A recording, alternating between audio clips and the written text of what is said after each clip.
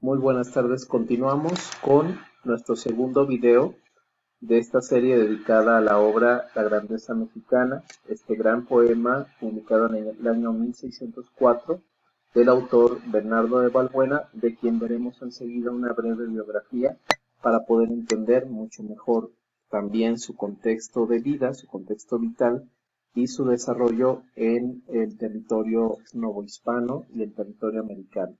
Bernardo de Balbuena nace en el pueblo de Valdepeñas en 1562. Él muere en San Juan de Puerto Rico en el año 1627. Llega aproximadamente en 1584 a la Nueva España, debido a que su padre tenía algunas propiedades, algunos terrenos en América, y lo que se sabe claramente es que él llegará a las tierras, parece casi eh, indómitas, digamos, de la villa de San Miguel de Culiacán.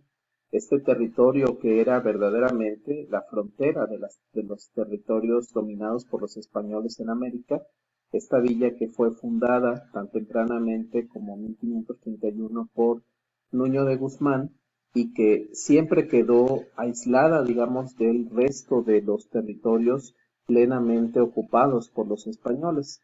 Eh, Él fue colegial de la Universidad de México, después donde cursó artes y teología, se ordena sacerdote en la capellanía de San Pedro de Lagunillas, en donde permanecerá algunos años. Esta capellanía dependía del obispado de Guadalajara, y particularmente, digamos, era dependiente de Compostela, donde sabemos que estaba previsto en algún momento que fuera la sede de la diócesis de la Nueva Galicia o de la diócesis de Guadalajara, lo cual finalmente fue modificado debido al obispo Pedro Gómez de Maraver, quien solicita al rey el cambio de sede de Compostela a Guadalajara.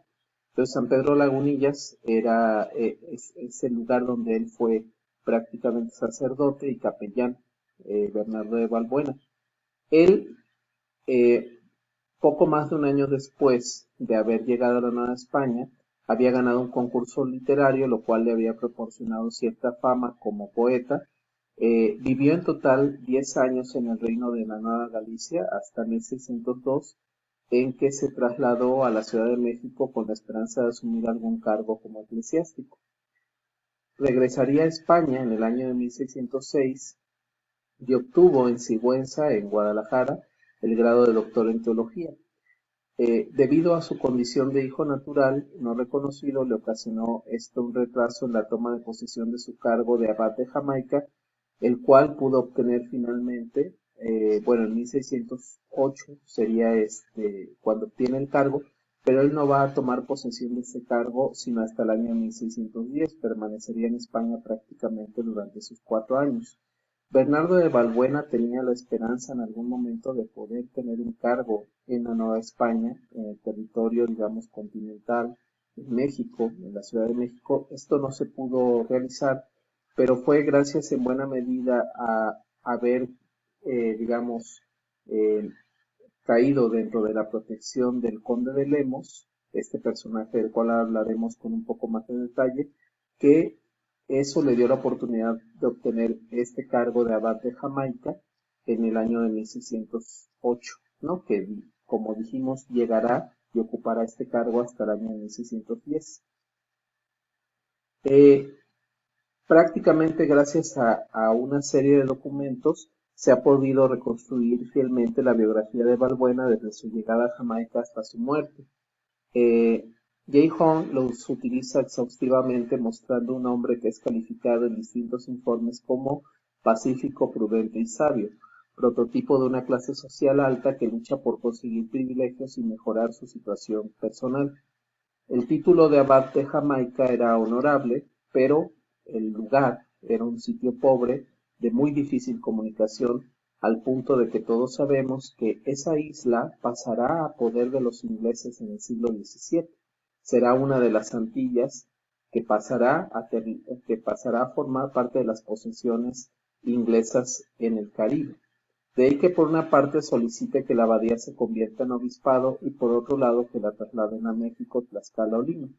Balbuena, sin embargo, no conseguiría volver a México, la ciudad a la que había exaltado, pues él ya había compuesto en 1604 La Grandeza Mexicana y la había publicado. Él paga la publicación y bueno, ayudado del mecenazgo de algunos personajes, entre ellos el conde de Lemus. Él ambicionaba el puesto de obispo. Hubiera sido para él, por supuesto, una suerte que se le hubiera otorgado en alguna ciudad novohispana. Sin embargo, bueno, en alguna ciudad de lo que era de lo que es el territorio mexicano actualmente. Sin embargo, será nombrado obispo, sí, pero de San Juan de Puerto Rico, el 31 de agosto de 1619. Por diversas razones, Balbuena va a tardar en poder ocupar este cargo. Hasta 1623 se puede trasladar, después de haber estado en Santo Domingo, en la capital, en la que era la, la, la, el prácticamente el arzobispado y el obispado primados de América. eh, Él partirá, pues, él participará ahí en un concilio celebrado en esas fechas. Ahí fue consagrado en Santo Domingo y aunque Puerto Rico también era un sitio aislado, sin embargo tenía una posición, digamos, más próspera, más prometedora de lo que podía ser Jamaica. O sea que representó un avance importante para él, además de que esto implicaba el cargo de obispo.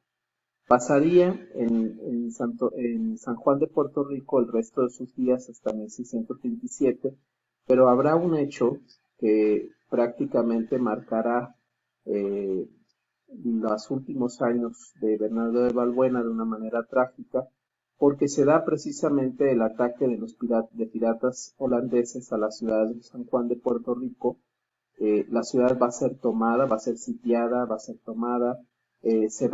Van a incendiar una gran cantidad de casas, van a prácticamente también a sucumbir una parte importante de su población, especialmente los hombres. Y en esos hechos,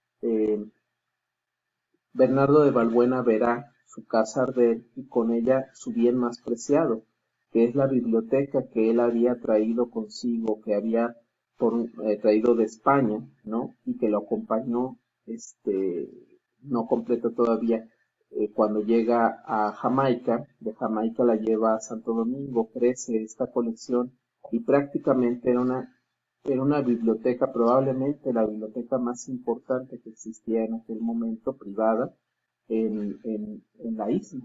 Esta, esta biblioteca será, sin duda, la pérdida de esta biblioteca será un golpe muy fuerte para su salud, que ya de por sí se había visto muy comprometida con los diferentes padecimientos que pudo haber tenido en el clima tórrido de las Antillas. Y a partir de ese momento, Bernardo de Balbuena ya no publicará nada después de ese ataque y sabemos, bueno, se sabe muy poco de sus últimos días, que seguramente fueron un poco nostálgicos, en San Juan de Puerto Rico. Sí, esta fue la vida de este hombre que fue exaltado en su tiempo y posteriormente como uno de los importantes exponentes de lo que después será llamado el siglo de oro. No hay que olvidar, Bernardo de Balbuena no es un poeta que se pueda considerar menor, ¿no? Por supuesto que este es mucho menos afamado y no tiene las alturas, por ejemplo, de la poesía de Quevedo o de la poesía de Góngora.